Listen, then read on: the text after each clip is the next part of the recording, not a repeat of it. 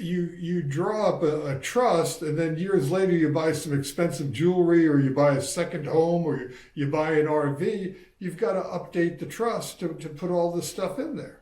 You do. You have to keep it up to date. I mean, you really have to make sure that it's up to date. You change, you get more assets. The laws change. What's the biggest mistake people make when they write up a will? The biggest mistake they make is not thinking about who they want to have in charge. Just naming automatically the oldest kid.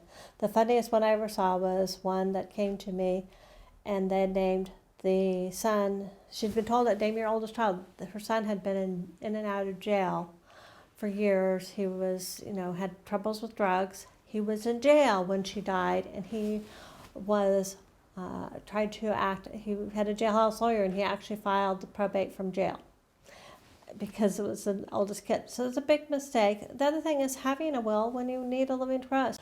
They don't know the difference between a will and a trust. So a will, only death; a trust, life and death. What about people who lose their will or misplace the will? I have a story in my family about a rich uncle whose will got lost after he died, and the money ended up going to his sister, who he hated, instead of the people he loved. Oh yeah, the magically disappearing will is a really known story. That story I have heard hundreds of thousands of times. And guess what? When you make a will, nobody has a copy. Now I keep copies of the documents I prepare.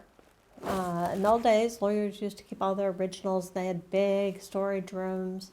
I'm not sure that younger lawyers are doing that anymore because office space has gotten so expensive.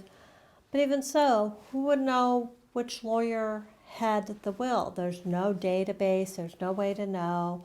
People should have copies of your will. And where should the copies be?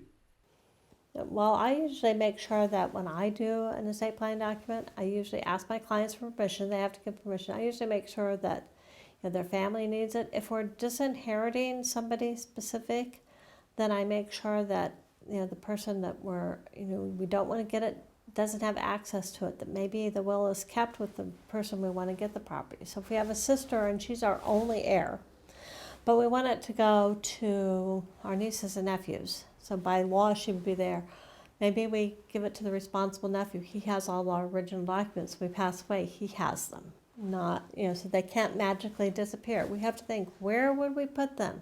There's no one answer, but we have to think, where should I have that document so it doesn't just, somebody doesn't come to my house and go, there's my will. It's going to disappear and not be there because I get the estate if it disappears.